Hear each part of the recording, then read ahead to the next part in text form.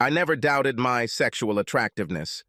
Since I was a teenager, I was always in high demand for dates, at homecoming parties in both high school and college, and I had 3 marriage proposals that I turned down. However, at the age of 31, I, Britt Compton, née Saunders, was experiencing a crisis of self-confidence. I married George Compton 2 years after I graduated from a Big Ten university with a bachelor's degree in communications and a minor in French. George is a very handsome, fit guy and seemed to have a high libido, which I really liked. We talked about having at least 2, most likely 3 or 4 children in time for my 30th birthday, and we both seemed on board with that plan. Our sex life has always been active at least 3 or 4 times a week, often more. My crisis of self-confidence began shortly after my 29th birthday. George began to be less in love, less spontaneous, and less sexually excited. I tried sexy lingerie, aphrodisiacs, weekend getaways, and just about everything else I could think of, including every technique suggested by Cosmopolitan magazine. Everything was unsuccessful. In fact, it was only getting worse, which was driving me into despair. After about a year, it had dropped to once every 2 weeks, and I needed more information and a different approach. During this time, George wasn't nasty, we didn't argue, he said he loved me, I just couldn't turn him on. This period coincided with the fact that it began to seem to me, as it turned out, not entirely correctly, that the attention from other men had also decreased. Although I usually dressed conservatively, I had some very noticeable essays that actually attracted the gaze of all men between the ages of 18 and 80 on the street, in business or in public places. So, I got the impression that they were no longer paying attention to me. I have a high metabolism and have always been reasonably fit, but due to my declining self-confidence, I joined a health club and trained intensely 4 or 5 days a week. 6 months later, looking in the mirror, it seemed that I had become even more graceful than before. I continued the exercises further, despite the fact that my attractiveness to George did not increase at all. It was a good outlet for me. Although, as most people know, working out increased my sexual desires. Around the time I turned 30, I decided to seek advice from friends I trusted. I confided in 1 single and 3 married friends. They were of little use. They either brushed off my concerns or gave completely useless advice. It seemed like they didn't even really understand my problems. Around this time, Jubal Phillips, my brother's best friend from college, visited me. My brother Tim, 2 years older than me, and his wife live in the same city as George and me, and they have 2 children. His friend Jubal is consistently monogamous. At 32, he has been married and divorced 4 times, but has never cheated on his wife. Jubal had been thinking about moving to our area after his last divorce, especially since he was interviewing for a really good job at the same large international corporation that Tim worked for. I've always liked Jubal and had a crush on him for a while. He was a large, strong, and very respectable guy with a rugged appearance that appealed to about half of the female population. I met 2 of his wives and saw photographs of the others. They were all amazingly beautiful.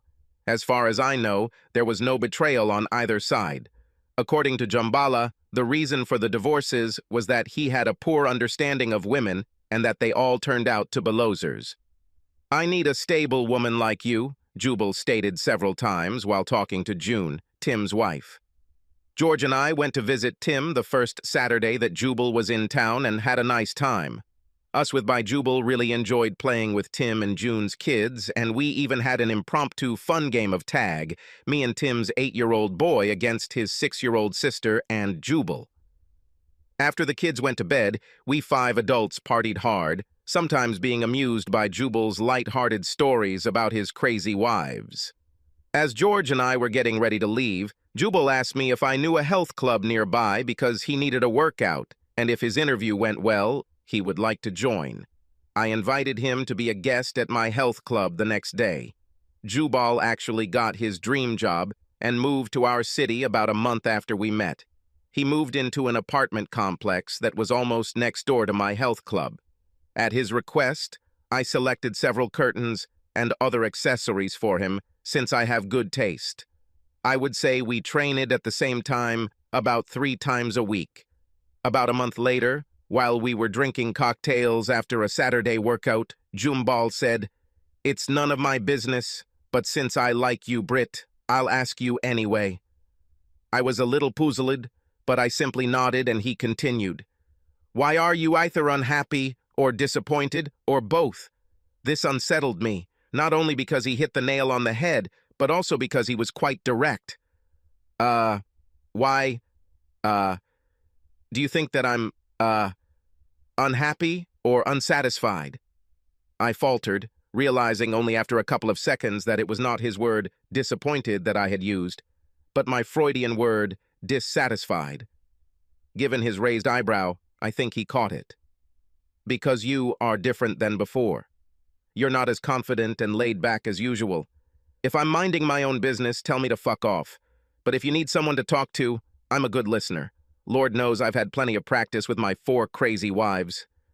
I paused, looking at my cocktail and sipping it, then broke the pause. It's hard to talk about, and I don't feel comfortable talking about it with a man. I talked to 4 friends, and they weren't any help, and my voice just faded away. In fact, if 4 women couldn't help, perhaps a man's gaze will help. "I think you know me well enough to know that I won't talk, judge, or gossip," he said, running his hand over his mouth as if zipping up a zipper. I don't know why I suddenly broke down. I began to sob quietly, holding my head in my hands, while sitting at an outdoor table at Smoothie Place.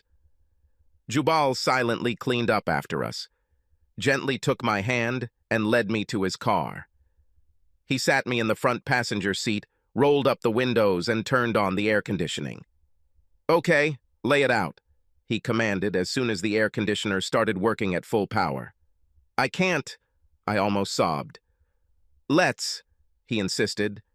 I took a deep breath, pulled myself together, and said, "I have lost my sex appeal. George is completely uninterested in having sex with me. Guys don't look at me the same way they used to, and I just feel worthless." Jubal laughed. This scoundrel really laughed. I got really angry, slapped him, and yelled, "This is not funny." I tried to open the car door, but he turned on the child lock, gently grabbed me by the shoulder, and said, "Sorry, please listen to me." The laughter was inappropriate, but I find it hard to believe that the sexiest woman I know is so insecure. I looked closely at his face, and it seemed to me that he suddenly realized that he had called me the sexiest woman he knew, and he wanted to take it back. However, instead, he took it lightly and said some funny nonsense, as if he thought I was joking, etc. I finally calmed down. I just don't have a solution. I often think that maybe I need an honest assessment of my sex appeal to help me overcome my demons. Even if I look good and have the right outfit, I must be a really bad lover if George shows no interest in me. We talked for another 20 minutes or so, with him asking serious questions about why I felt this way and me giving mostly honest, if incomplete, answers. Finally, he said, "I'll think of something. I want to help, Brit." "Thank you for listening, Jubal," I said, getting out of the car. "It really helped me speak out, and I'm sure you will remain silent, even with Tim and June." "My lips are sealed," he repeated, smiling. Almost every time Jubal and I practiced at the same time, he would give me one piece of advice or another. As a joke, he even once handed me a fake business card, obviously made on a computer printer, with the inscription, "Jubal Phillips, sex attractiveness expert. To get an opinion, just show up naked at," giving the address of his apartment. "Reasonable prices starting at $100 an hour." When I first appeared to have a shocked expression on my face, he laughed. After my few weeks without sex, Jubal said, "It's time for you to deal with George. There are a number of possibilities. He's sick and doesn't know it. He's seriously sick and afraid to burden you with it. He's having an affair. He's decided he's gay, or maybe a few of these. In any case, you should know, because you are driving yourself crazy.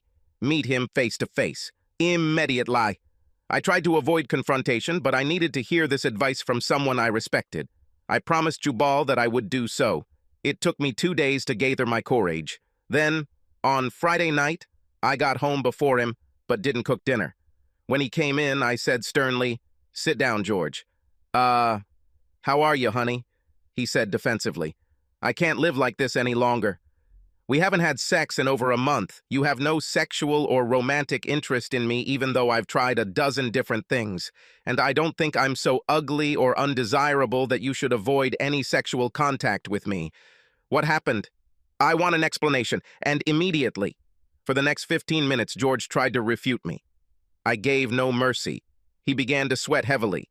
Finally, he lowered his head into his hands and, without looking at me, said, "About 2 years ago, I finally began to admit to myself what had been gnawing at me for most of my adult life. Although I believe that I still like women, although our experience would seem to disprove this, I have a strong attraction to men. Have you ever acted on it?" I asked, with much less venom or shock than I expected. Still, Jubal's words prepared me, among other things, for this. Yes, a couple of times. Suddenly, everything in the world became clear to me. My last words as I stood up to leave were, "And you're too cowardly to tell me and instead just let me suffer?" He raised his head mournfully. "I'm sorry, Britt, but I didn't hear the rest because I was already in the garage with the car keys. I backed into the driveway and called Jubal. He answered after the second ring. "Hi, Britt," he replied. "How are you?" "Are you busy now?" "No, nothing important." "Are you alone or with someone?" "One. I'll be right there." When Jubal opened the door to his apartment, he had a strange expression on his face. After that, I couldn't really see his face because my eyes were closed as I pressed my lips hard against his. After we had an amazing kiss that lasted at least a couple of minutes, I broke it off. At this moment, a confused smile appeared on his face. "George is gay," I muttered, kissing his neck again. "I hope you're ready to have sex with me because if you're not, I'll rape you," I growled, trying to unbuckle his belt with one hand, my blouse with the other. Neither one nor the other worked. Jubal solved the problem. My blouse was torn off. He quickly took care of my bra. He pulled down my shorts with both hands, pulled down my boxers, and stepped out of them, as he was barefoot.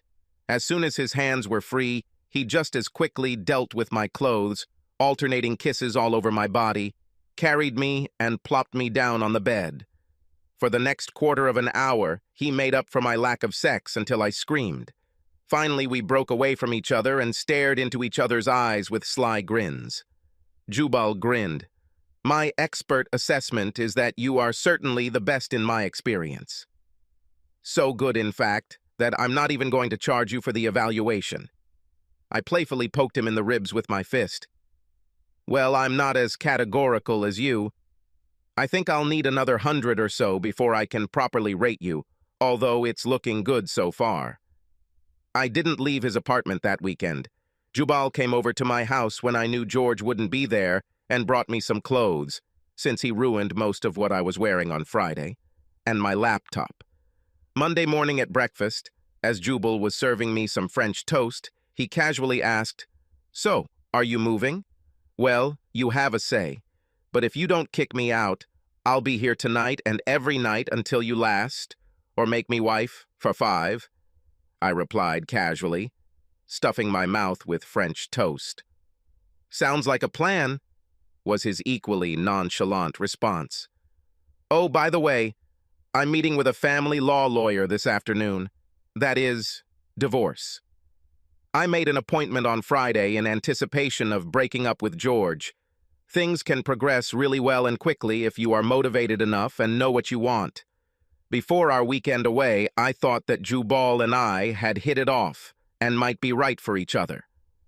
After the weekend, I was sure that I felt not only lust for him, but also love. Apparently, he felt the same way, because by the next weekend, we had moved my things into his apartment and some into storage. On Monday, I saw Sally Mission, the lawyer. She served George on Tuesday in his office. George wanted to talk as Jubal and I were moving the last of my stuff out. I didn't mind. His part of the conversation was happy nonsense about how he might just be going through a phase and would want to have sex with me again in the near future. That dividing our assets wasn't a good idea. That he had only been with another man for 3 times. After I finally broke up with George, I didn't ask for any alimony even though he made about $15,000 a year more than me. I could wait until he sold the house to get his half of the equity, So the divorce went through without any major problems and without delays. The weekend after the divorce, Jubal took me to a 4-star resort for a week. We had a fantastic time out of bed, and in bed it was otherworldly. By then, our bodies and libidos were completely attuned to each other, and each session was better than the last, no matter how impossible it seemed. However, I messed up my birth control, and about 4 months after my divorce was final, I went to my OB/GYN and confirmed what a home test had already shown. I was about 7 weeks pregnant.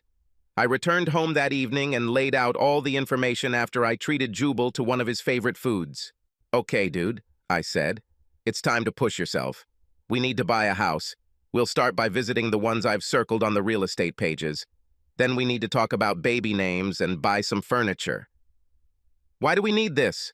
he asked calmly, having already familiarized himself with the results of a home pregnancy test. "Because you fooled me with your animal magnetism? I screwed up my birth control, and today my doctor confirmed that the home pregnancy test was accurate. That's why, dude." "So, I guess you think I'll marry you," he said with a devilish grin. "You're lucky, 4-time loser. The only reason I would marry you is to find a living father for my child." I giggled. "Tell me, oh great goddess of fertility, will you marry me, despite the fact that I have lost 4 times?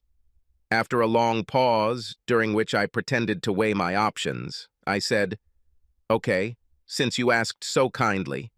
He got married. I got married. The night I first became pregnant was 8 years and 3 children ago. I've already almost doubled the time he's been married to me compared to his other 4 wives combined. Jubal is still monogamous, and I no longer doubt my sexual attractiveness. Please like and subscribe to the channel and you will never be cheated on.